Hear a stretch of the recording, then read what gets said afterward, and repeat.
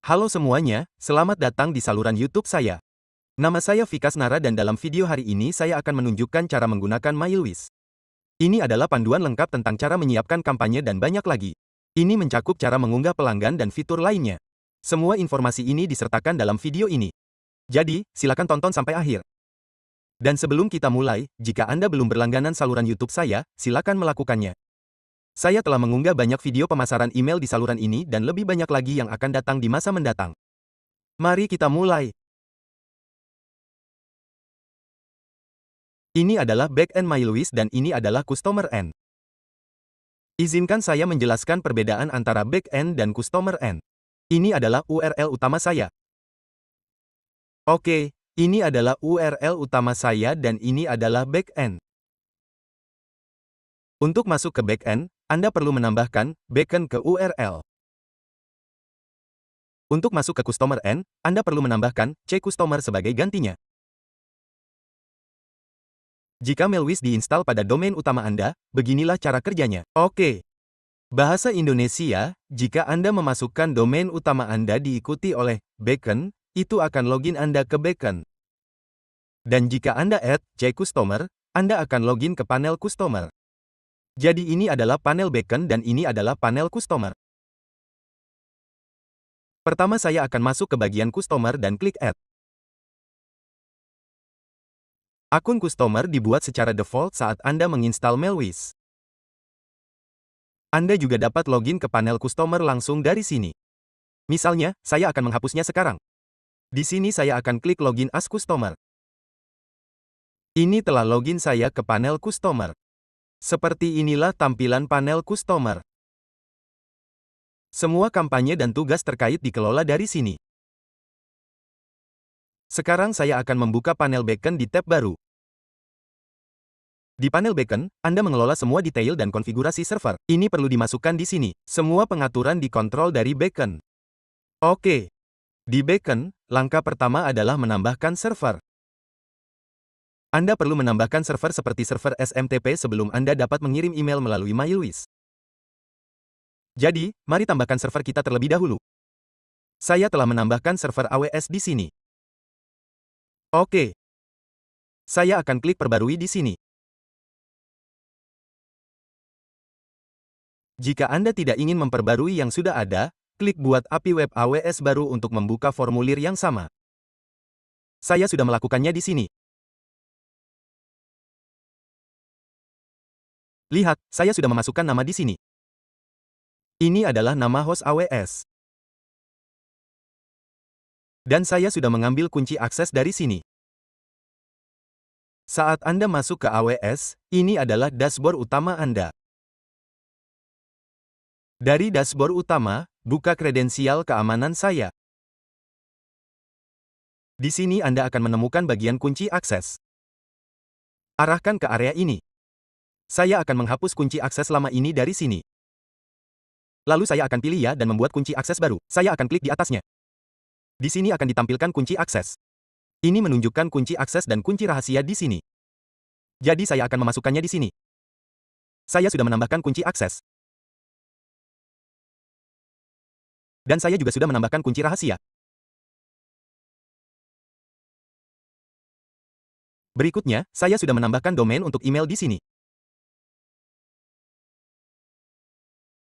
Saya sudah memasukkan alamat email di sini, dan saya sudah menetapkan email yang sama sebagai alamat balasan. Saya sudah menambahkan dua detail baru ini.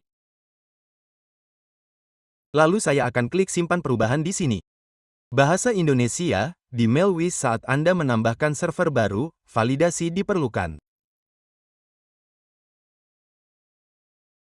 Jadi saya akan memasukkan ID email saya untuk validasi dan klik validasi server. Ini akan mengirimkan tautan validasi ke email tersebut. Saat Anda menambahkan server, statusnya ditampilkan sebagai tidak aktif di sini. Oke. Untuk mengaktifkannya, Anda akan menerima email dari server. Saya akan memeriksa folder spam di bawah lainnya untuk melihat. Lihat di sini. Email validasi telah tiba. Lihat ini, email tersebut tiba 0 menit yang lalu. Oke. Saya akan menyalin tautan validasi. Kemudian saya akan kembali ke sini, menempelkannya, dan menjalankannya. Status di sini masih ditampilkan sebagai tidak aktif. Sekarang lihat, statusnya telah berubah menjadi aktif. Oke, jadi pengaturan kita di sini sudah selesai. Untuk menjalankan kampanye, kita perlu beralih ke panel pelanggan. Apa yang kita perlukan untuk menjalankan kampanye? Anda memerlukan daftar pelanggan. Jadi, pertama-tama kita akan membuat daftar pelanggan. Saya akan menavigasi ke bagian daftar. Saya sekarang berada di bagian daftar. Kemudian saya akan mengklik buat baru di sini. Saat Anda mengklik buat baru, Anda harus mengisi beberapa detail. Saya akan menamainya tes atau Vikas Nera. Saya akan menambahkan apapun dalam deskripsi. Anda dapat memasukkan VK atau apapun yang Anda suka. Apa saja detail perusahaan ini? Ini didasarkan pada siapa yang Anda kirimi ini. Misalnya, ketika Anda menerima email, katakanlah seperti ini. Oke.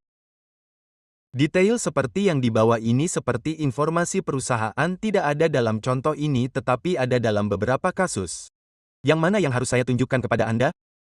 Yang ini juga memiliki tulisan baru. Lihat di sini. Di sini disertakan alamat dan detail lainnya. Itulah yang diminta. Jadi saya akan memasukkan alamat saya untuk Vikas India di sini. Oke, setelah memasukkannya, saya akan mengklik simpan perubahan dan memeriksa apakah ada hal lain yang diperlukan.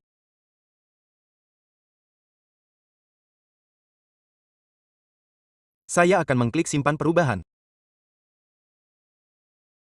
Daftar saya sekarang telah dibuat. Saya akan kembali ke bagian daftar. Berikut daftar yang saya buat. Saya akan mengkliknya. Saya akan mengklik kolom dengan nama. Opsi apa yang tersedia sekarang? Pelanggan, halaman, dan alat. Pertama, saya akan pergi ke alat. Bahasa Indonesia, jika Anda ingin menambahkan kontak individual, buka pelanggan, klik buat baru, dan tambahkan mereka. Misalnya, saya akan memasukkan ide email saya. Saya akan memasukkan ide email saya dan klik simpan perubahan. Saya akan mengonfirmasinya. Anda dapat melakukannya dengan cara ini. Tetapi jika Anda ingin mengunggah email secara massal, apa yang Anda lakukan? Buka alat. Di alat, Anda akan melihat 3 opsi, impor, ekspor, dan salin. Untuk mengimpor email Anda, pilih impor. Anda dapat mengimpor dengan 3 cara. Anda dapat menggunakan file teks, file CSV, atau file basis data MySQL. Saya memiliki file teks demo sekarang. Ini berisi 3 email. Saya akan mengimpornya di sini. Saya akan memilih opsi file teks. Saya akan memilih file. Itu ada di desktop saya. Saya telah memilihnya, mengklik impor, dan mengunggah file. Lihat di sini, itu telah diimpor. Saya akan mengklik kembali untuk mengimpor dan kembali ke daftar. Oke, lihat di sini. Jumlah pelanggan sekarang menunjukkan 3. Saya memiliki 3 kontak. Itu menunjukkan 3 di sini. Oke. Berikutnya, Anda perlu menjalankan kampanye. Anda sekarang memiliki pelanggan. Jika Anda ingin menyiapkan template terlebih dahulu, Anda dapat membukanya di sini dan membuatnya. Anda dapat memberinya nama. Oke. Saya telah membuat dan menyimpan template di sini. Jika Anda telah membeli template di tempat lain, Anda juga dapat mengunggahnya di sini. Template harus dalam format HTML. Oke. Untuk membuat yang baru, klik buat baru. Anda dapat mengedit dan mendesainnya sesuai keinginan.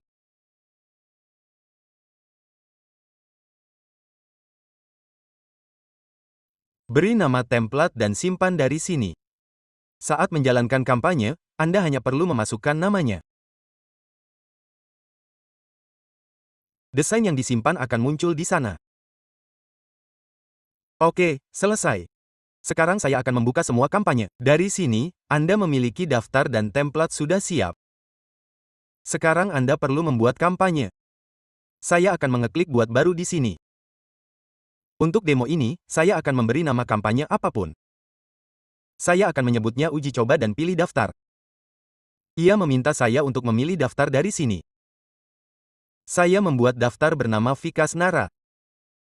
Saya telah memilih daftar itu di sini. Kemudian saya akan mengeklik simpan dan berikutnya.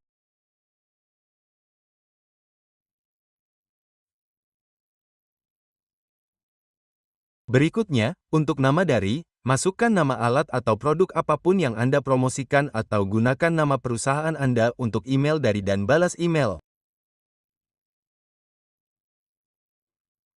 Masukkan apa yang Anda sukai atau cocokkan dengan rekaman MX yang telah Anda siapkan. Oke, kemudian saya akan menambahkan baris subjek seperti pengujian. Ini hanya untuk demo. Buat baris subjek Anda berdasarkan preferensi Anda, kemudian klik simpan dan berikutnya.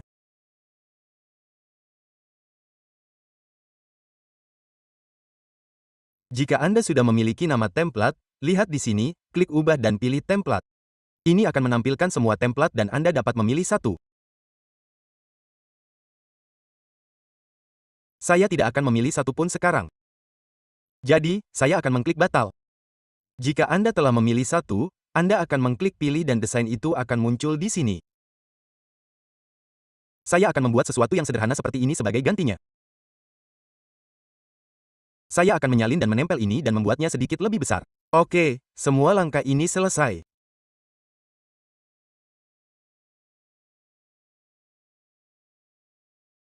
Ketika Anda mengklik simpan dan berikutnya, itu tidak akan melanjutkan lebih jauh. Di bawahnya ditampilkan dua tag, alamat lengkap perusahaan dan URL berhenti berlangganan. Saya akan menyalinnya dari sini dan menambahkannya di sini. Saya akan menempatkan yang berhenti berlangganan di bagian bawah.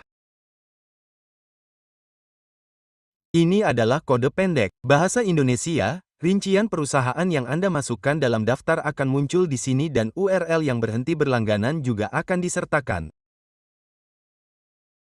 Bagaimana Anda ingin menampilkan URL yang berhenti berlangganan? Saya akan memotong bagian ini. Tunggu sebentar, saya akan memotong ini. Salin. Baik, oke. Saya akan menambahkan ini ke teks berhenti berlangganan. Saya akan menyisipkan tautan. Anda perlu menyematkan kode ini ke dalam tautan. Oke, ini kode pendek. Oke, saya akan klik OK. Tautan berhenti berlangganan akan terlihat seperti ini di sana. Oke, lalu saya akan klik simpan dan berikutnya di sini. Setelah semuanya diatur, kapan Anda ingin menjalankannya? Sekarang 106 di sini. Sebenarnya, 103 di sini. Saya akan mengaturnya ke 106 dan mengonfirmasinya. Saya akan menjadwalkannya untuk 110 sehingga kampanye mulai mengirim saat itu. Oke. Setelah mengatur waktu, klik kirim kampanye. Kampanye kami sekarang tercantum di bawah kampanye reguler. Ini menunjukkan terkirim 0, dibuka 0, diklik 0 di sini. Itu karena saya menjadwalkannya pada pukul 1.10 pagi dan sekarang belum waktunya. Jika Anda memeriksa semua kampanye, itu akan muncul di sana juga. Oke. Setelah mencapai 110, saya akan menunjukkan hasilnya. Sampai saat itu, saya akan menjeda video. Setelah itu, saya juga akan menunjukkan statistik siapa yang membukanya. Jadi, saya akan menghentikan video untuk saat ini. Lihat di sini, kampanye kami telah dikirim. Ini menunjukkan 100% terkirim di sini. Berapa banyak yang terkirim? Berapa banyak yang terkirim? Berapa rasio pembukaan? Berapa rasio klik? Berapa banyak yang terpental? Saat ini menunjukkan 0. Untuk semua detailnya, klik ikhtisar. Mengeklik versi web akan menunjukkan tampilan email Anda. Ini email saya. Ini konten email saya. Ini detail perusahaan saya. Dan ini tautan berhenti berlangganan. Oke. Untuk menyalin kampanye ini, klik di sini. Mengeklik ikhtisar akan menampilkan semua detailnya. Oke.